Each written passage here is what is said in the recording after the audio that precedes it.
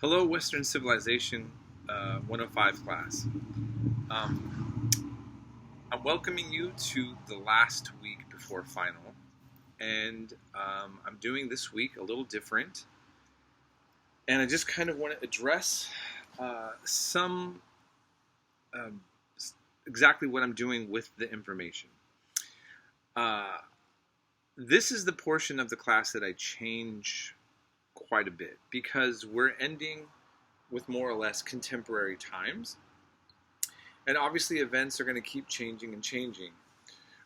um, so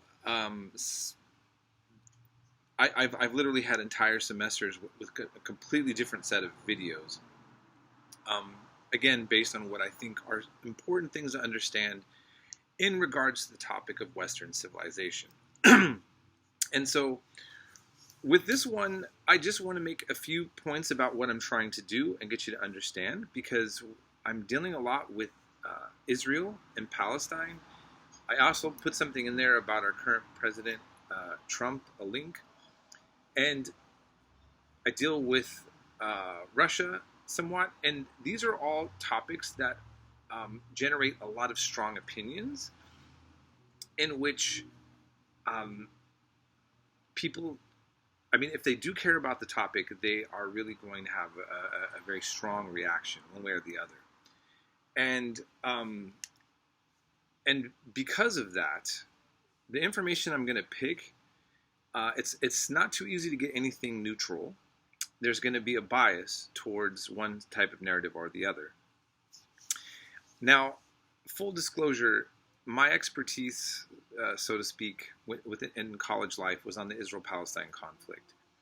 And I really didn't think that I would need to bring it up, bring it much into this class on Western civilization. But what's been currently happening between Israel and Gaza and now Lebanon and the West Bank and East Jerusalem has really spilled into an existential question, a crisis within the West about what the West stands for, what's acceptable, and all sorts of things. I mean, for example, it's illegal, or there's problems to make any pro-Palestinian position within Germany now.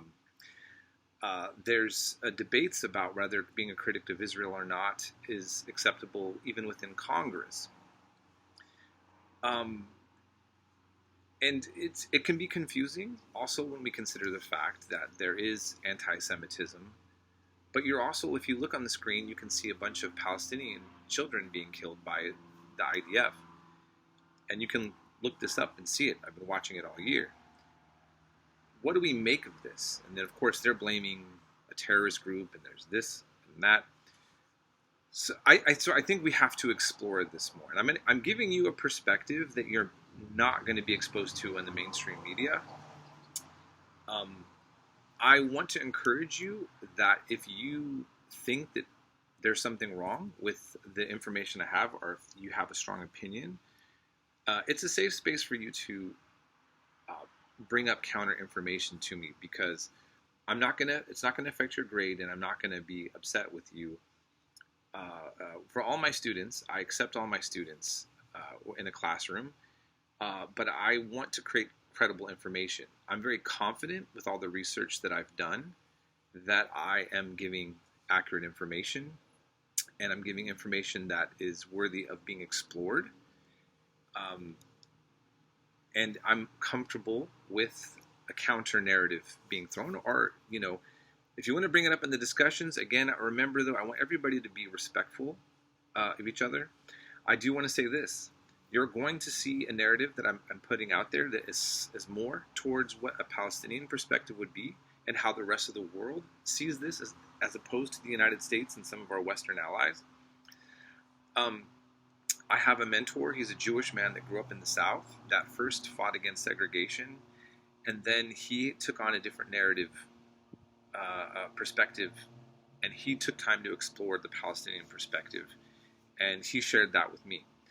The point is that I'm trying to make is that I'm not encouraging any of us to look at any of these conflicts in the world, just like whether you agree that Russia is the aggressor or that you have an issue with Ukraine, I should hope that nobody is saying that they hate Ukrainians or hate Russians, that somehow that's where the conversation gets turned into.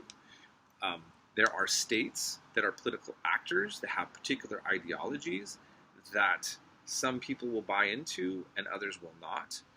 Um, I want to remind us of that. Just like, to be German, the Nazis may have claimed to have an umbrella concept about Germanness, but being German didn't require you to be a Nazi, right? Okay, Italians had fascism had an idea about Italianness, but if you were Italian, a proud Italian, it didn't require you.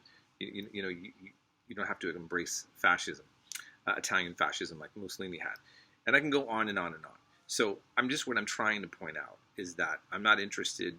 I'm against making anything a racialized topic, but at the same time, when it comes to events and histories, what's happening, there's concrete forms of evidence that can tell us about things, and we can put us in places where we're at in the world.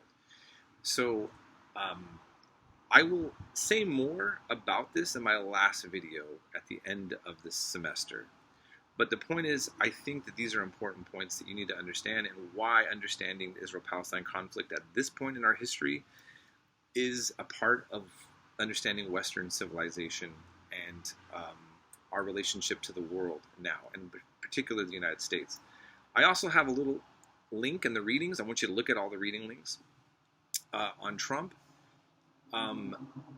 It's not to get involved and jump on the pro or anti. He's making very big promises about tariffs.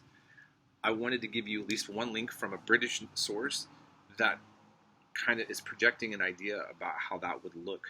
So we don't know how this is going to look, whether this is going to be positive or negative or what. But I want you to see some topic of The Economist and see how this is an important topic that is going to be a part of the discourse in Western and U.S. history books and world history books somewhere down the line. So that's important to grasp. Also, just to mention, in my first link, I think, in my readings, I talk about a post from the Jerusalem Post where Soviet Union and the aid that they gave for the creation of Israel. I put that there to try to also, I'm hoping that you're seeing the link of the Cold War, Western civilization history, and how there's repercussions, reverberations that are coming into the here and now. Okay, that there's a continuation of all of what we've been learning in these various videos. So look through the readings, look at the links that I have, and make the discussions interesting. Again, try to be nuanced, or try to just make sure the language is academic and respectful, and really explore those topics. And if you want to engage in question or criticize, do it in a way worthy of this class, and pretend that you're before the UN and you have something to say about all this, like how would you address any of these topics. So I hope you actually find this very interesting and engaging, just whatever your positions are. And feel free to contact me again with anything about this. I wish you the best. Here we go. So our last week before final. We'll be in touch.